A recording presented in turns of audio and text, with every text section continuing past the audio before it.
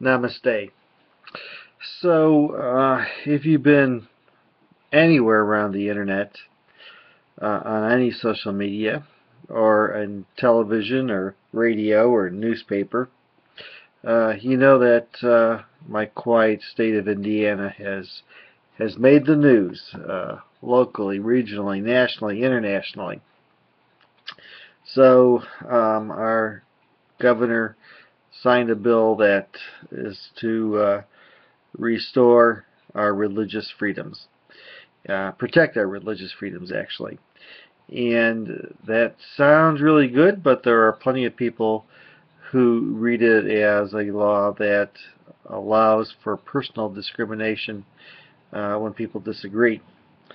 And so the state's up in arms. And I have an opinion. And so I wrote what I think was an articulate statement of my beliefs, and people seem to resonate with some people, and they're like, "Go, Dr. Carl, go, Dr. Carl."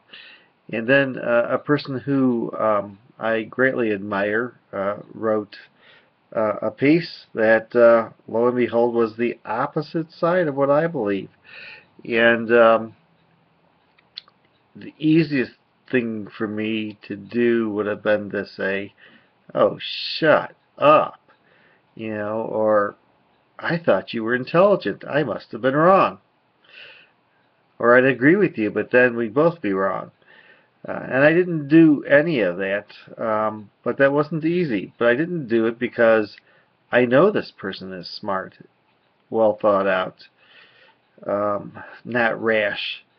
And so this person's um, opinion I had to consider.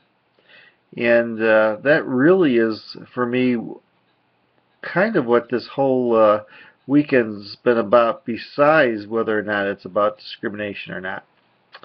That, it's things that people feel very strongly about, and you can't always predict who's going to believe what. So I have friends who are gay Republicans who are kind of torn by this law, and I have folks who believe in smaller government, but um, wonders whether or not the government defining the rights of corporations is intrusive, and whether or not it fits their definition of conservative. And then I have folks who aren't Christian, who have two real mixed feelings. One is that a fear that this is going to allow for them to be discriminated against. If they have brown eyes, are people going to assume that there's something other than Christian? And then the other part of that is there are folks who want protection from discrimination because they know exactly what it feels like, and they're saying, "Let me tell you about what religious discrimination is like." And I know that things are just not clear cut. I remember when I was in Chicago, and I went to the Chicago Islamic Center because a Quran had been burnt and thrown at the door at a September 11th anniversary, and so I wanted to show support for the folks there, knowing that they had nothing to do with the terrorist attacks. And so I was there, and I certainly wasn't the only Christian there that day. But I also remember meeting with the priest from the Assyrian Catholic Church that people had tried to set on fire because they thought it was a mosque. And the priest talking about how his first supporter was the local imam, and that other clergy continued to assume that he was a mosque or a Muslim. And so, it's real clear how we have to take religious discrimination really seriously. And at the same time, I understand how people want to make sure that their rights are protected. And so for me, this weekend has been really difficult, not just because of the people involved and how they may or may not be touched by this legislation, but because it just highlights how difficult important dialogue is. I have a friend theologian, Dr. Adam DeVille, who always talks about how if you're going to have religious dialogue, you have to be honest. You have to, name the differences and not water them down, because otherwise you're not really talking about your own faiths. Well, it's the same thing here. And then how do you do that and respect the person and not say, well, because you disagree with me, you're immoral or heartless or naive or whatever it might be. And I think both sides are capable of doing that. I know I'm capable of doing that, and so that's difficult. And yet I'm going to go to this Parliament of the World's Religions, and I'm going to expect people from all over the world with very different cosmologies and ideas of what God is or isn't, or gods, to respect one another. And so, if I'm expecting that there, then I need to do it here.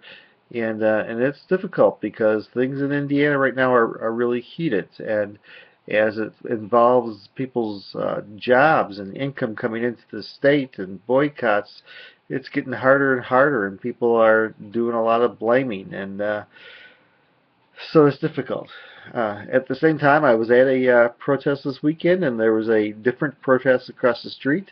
They weren't related to each other at all. Very different communities, and I was very pleased with how well they got along, how respectful they were.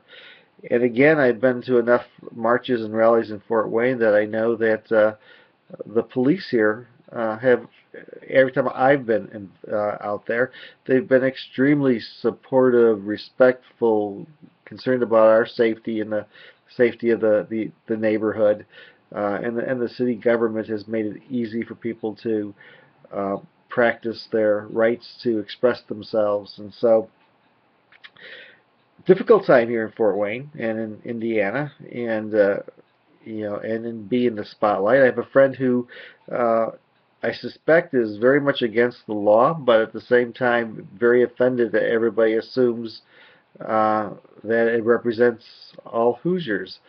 And so, however you are on this law, it's just a difficult time to be here, and we'll see how it plays out. But my job is now is to keep myself in check and respectful, and actually do more than just be respectful and tolerant, but to actually listen to the other side and not just assume that they're just not as smart as me, because they are.